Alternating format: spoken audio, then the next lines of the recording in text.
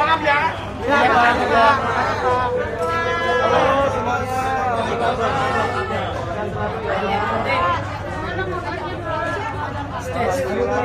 Santai. Sejauh ini alhamdulillah. Kemarin lagi ada proyek kecil kan sama brother Mosa. Jadi semoga proyeknya berjalan lancar, terus teman-teman senang sama karyanya. Pasca kemarin sudah menanggapinya gimana? Aku udah going sama lawyer pendamping dari aku sebagai penggugat bahwa putusannya sudah diterima, dikabulkan sama ketua majelis, jadi tinggal tunggu ikrar talaknya nanti yang akan kita hadiri. Nggak tahu kapan, nanti belum dikabarin soalnya. 2 minggu lagi katanya. Katanya mungkin gitu. 2 minggu lagi. Berarti akan datang mas? Ya, untuk membacakan ikrarnya sendiri harus hadir. Iya betul, harus hadir. Berarti nanti akan hadir. Insya Allah kayaknya kalau memang diharuskan hadir, saya akan hadir. Mungkin kenapa kemarin nggak datang? Nggak ada harta gonogini, semua yang Neng punya itu punya dia. Mas Angga katanya udah dibeliin itu ya, apa kado mobil sebenarnya sama Nggak Mas ada. Upe. Kalau misalnya Neng memberi sesuatu, ya alhamdulillah aku terima. Cuman kalau misalnya kendaraan, kayaknya nggak ada. Tapi, Kalau terlihat itu yang katanya memasukkan itu sudah apa nih Pak? itu apa? Tanda tangan ya? Iya, Tanda betul. kontrak ya. Ya, memang kemarin itu kan ada pekerjaan yang memang masih nyangkut di aku dua pekerjaan itu. Nah, pekerjaan yang pertama itu kan aku sengaja tanda tanganin yang pertama untuk mempercepat karena komunikasi aku udah nggak bagus sama Neng. Nomor aku udah diblok udah lama. Diperuntukkan hanya untuk mempercepat prosesnya aja karena aku bertemu sama klien itu tidak lama dan dia harus kembali keluar kota. Pada saat itu seperti itu, tidak ada niat lain. Oh, berarti karena pekerjaan yang Mas? Hanya pekerjaan saja. Tidak ada misalnya kalau memang Neng merasa dirugikan, aku mohon maaf yang sebesar-besarnya atas tindakan aku yang satu itu. Aku jujur terus terang tidak ada niat untuk merugikan. Tapi kalau misalnya Neng merasa dirugikan, aku mohon maaf yang sebesar-besarnya dari dalam hatiku. Dan kalau memang ada yang harus diselesaikan, pasti aku selesaikan. Itu dibicarakan aja baik-baik. Tapi memang ada keinginan dari Panggon untuk memberitahu gitu kan, karena kan udah diblok terus tiba-tiba ada. Aku pasti komunikasi sama pekerjaan itu memang masih dalam proses. Aku waktu itu menggugat ya, mengajukan gugatan. Nah, komunikasi aku sudah terputus sama dia. Tapi sama tim kan aku masih komunikasi. Jadi semua pekerjaan aku pasti lempar ke tim diskusinya. Nyanyi di sini sekian, mau nggak? Mau, baru aku jual. Baru aku ajukan ke klien. Mas Angga menanggapi pernyataan Mami Depet tadi pagi sudah bersuara sebenarnya kekecewaannya terhadap dirimu Emang gimana? Aku nggak lihat sih. dari hal ini soal dari uang yang masuk terus segala macam dan Pembukaan mungkin gitu. gimana sih Mas? Gini, biasanya kalau misalnya kita kalau manajer itu bilangnya apa ya? Bukan menjual ya kalau kayak gitu ya, memberikan harga ya kepada klien. Tapi sebelum kita berikan harga kepada klien itu kan kita tanya dulu. Contoh misalnya di luar kota sekian ratus juta mau nggak? Itu aku ngomongnya sama tim. Kalau bisa dia bilang oke mau, baru aku jual lebih. Itu namanya kan lebih marketing. Menurutku pada saat itu kalau memang, tapi ternyata kan akhirnya ketahuan dan semuanya diklarifikasi sama kliennya langsung dan aku kembalikan marketing yang aku punya, aku kembalikan. Dan itu udah clear seharusnya dan pihak pengundang juga nggak ada masalah sama itu. Masih perihal mencuri harta gitu gimana Kalau sih? mencuri itu saya tidak memberikan haknya. Ya misalnya gini, Mbak Dewi misalnya 150 juta, saya naikin 170 juta, berarti 20 juta punya aku. Kan 150-nya aku berikan. Kalau aku tidak berikan berarti aku mencuri haknya. Kan ini nggak, aku ambil yang punya aku saja. Kalau misalnya beliaunya tidak berkenan dengan fee tersebut, ya aku kembalikan dan itu memang sudah dikembalikan. Ada kekecewaan nggak sih Mas? Aku enggak lah ya. Gini, aku kan tidak mau ada masalah sebenarnya. Kalau memang Mbak Dewinya tidak berkenan, ya aku akan gimana caranya supaya aku perbaiki kesalahan tersebut. Menurut beliau kan itu kesalahan besar. Ya aku terima. Memang pada saat itu aku melakukan seperti itu hanya supaya aku mendapatkan untung karena tadinya untuk pegangan aku selama di Jakarta, karena kan aku udah nggak bekerja sama beliau lagi gitu. Ada upaya nggak sih mas untuk ketemu langsung untuk membicarakan masalah ini? Kalau bertemu kayaknya enggak ya, karena susah gitu akses aku ke ketemu Mbak Dewi itu susah sekali. Aku juga mau mengambil barang-barangku di rumah tuh kayaknya tidak diizinkan. Jadi aku Kenapa? suruh asisten yang nganterin di mana nanti dianterin Pak. Katanya Sarangga sendiri yang tidak nggak mau ngasih alamat katanya. Bukan mau ditunjukin chattingnya asistennya, nih ada, aku bukan mau ngasih, tidak mau ngasih alamat, lebih baik kita bertemu di luar. Berhubungan aja kan nggak apa-apa kalau ketemu di luar, si asisten itu mau bawain barang-barang kan kejauhan kalau ke tempat gitu. Mas Angga, artinya di tengah perceraian kan maunya baik-baik saja, Baik-baik tapi pada akhir ini banyak yang blow up perihal yang tidak baiknya nih, perihal mungkin aib ya dalam tanda kutip. Ya. Gimana sih Mas Angga? Inilah Mbak, aku sih tidak akan menilai ya. Kita harus percaya aja manusia itu tidak selamanya baik, tidak selamanya buruk. Ada sisi baik, ada sisi buruk. Selama ini masa iya yang buruk-buruknya aja yang diterima dari aku. Masa iya sih selama ini dari baik-baiknya saja yang diterima dari Mbak Dewi buat aku. Yakin gak ada buruknya sama sekali. Tapi kan buat apa sekarang kita nge-blow up yang jelek-jeleknya? Yang sudah biarlah sudah berlalu gitu. Saya mau baik-baik aja sama beliau. Tapi kalau misalnya ada kesalahan yang akhirnya diperlihatkan ke publik, ke media sama Mbak Dewi, ya itu kita serahkan kepada beliaunya ya. Cuman kalau dari aku pribadi ya aku meminta maaf kalau memang itu merasa Neng dirugikan, merasa Neng tersakiti, atau merasa Neng akhirnya aku dibilang katanya aku tukang tipu tadi bilang kan.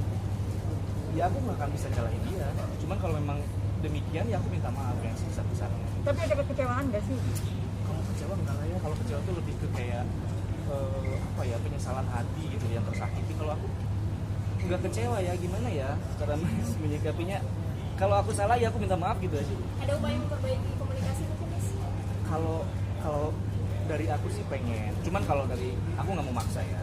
Aku sih pengennya baik-baik saja. Cuman kalau dari Mbak Dewinya masih belum terima dan akhirnya keadaannya jadi kurang baik banget malahan, ya aku kalau harapan aku pribadi pengen, cuman aku nggak bisa memaksa. Ada rasa sesal nggak mungkin karena mungkin setelah perceraian ini justru hal-hal yang tidak baik ini Kebongkar semua di Mas. Oh, enggak ya. Sebenarnya kalau mau dibicarain secara dalam sih aku bisa selesaikan. Kita bisa bicarakan. Tidak semuanya seperti yang dibicarakan banget lah. Aku juga ngambil untung seperti itu kan ada alasannya untuk apa dan untuk siapa, untuk ngapain, dan itu ada. Karena kan beliau tadi bilang katanya tidak pernah memberikan haknya. Kalau aku membawa pergi semua uangnya itu aku nggak berikan haknya. Kan haknya udah aku berikan 150 juta, oke, udah saya berikan 150 juta, untungnya aja. Nah, gitu. Kalau misalnya saya ambil, ternyata saya ambilnya 70 juta dan saya berikan 100, baru itu ambil haknya. Karena kan saya bilang dari awal sama Mbak Dewi 150, baru ambil haknya. Mas hubungan sama keluarga besar Mbak Dewi seperti apa sih kan? Aku baik sama Mas Bin, baik sama Mas Fatur juga, alhamdulillah. Ya kalau aku mah sama yang lain kan gak ada masalah. Apakah sudah ada omongan keluarga perihal masalah ini akhirnya Mbak Dewi?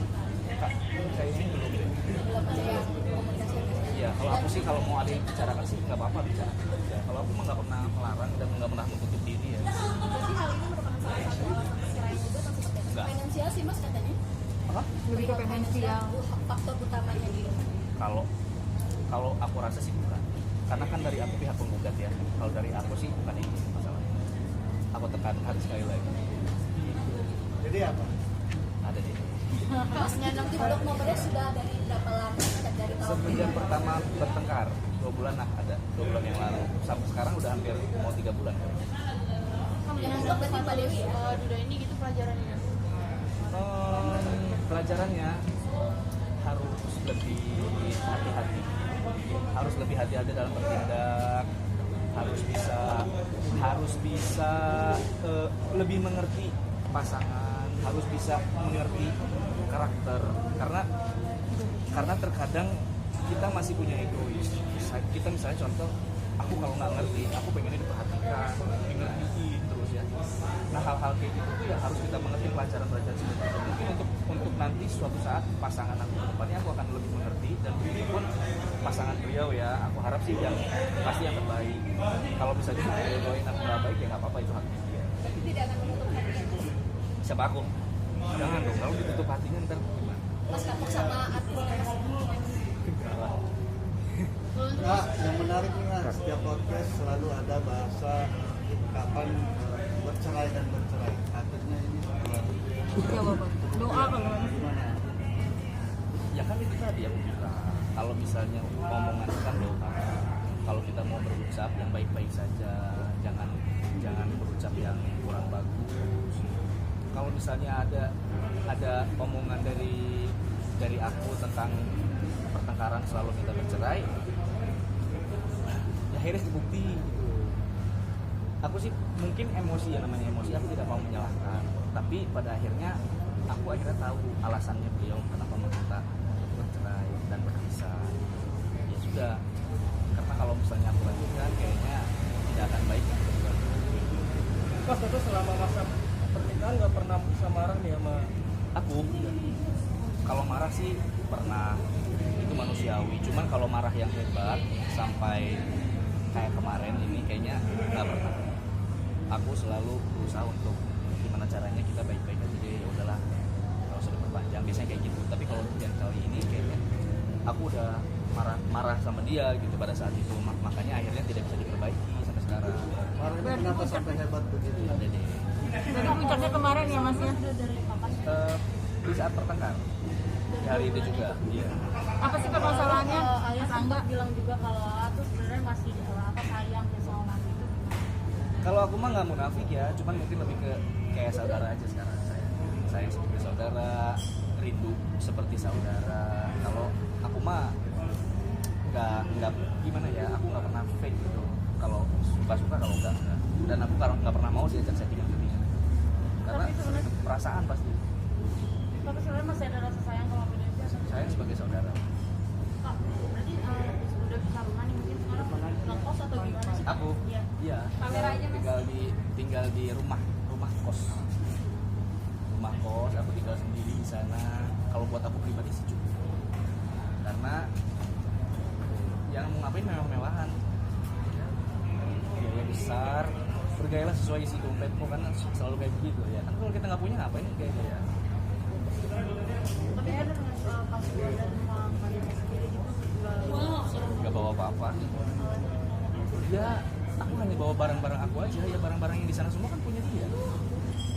Aku hanya ikut menikmati fasilitasnya, tapi aku tidak ingin memilikinya. Contoh mobil mewah, rumah mewah, ataupun apa ya, mungkin fasilitas barang-barang mewah.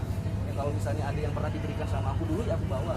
Tapi kalau misalnya beliaunya minta jangan dibawa yang ini, aku nggak bawa. Ini kan barang-barang masih ada di sana. Jika mau dikirim, apakah nanti diterima? Ya aku terima tuh. Aku terima apapun kondisi barangnya ya aku akan terima. Kalaupun ada barang pemberian ya aku anggap itu sebagai kenangan. Kalau misalnya ada barang-barang yang harus dikembalikan nggak apa-apa. berarti siap Oke. bangun dari nol. Aku mah dari nol boleh, dari mana juga. Oke. Ya, sehat selalu ya. Mas Angga foto dong. Boleh.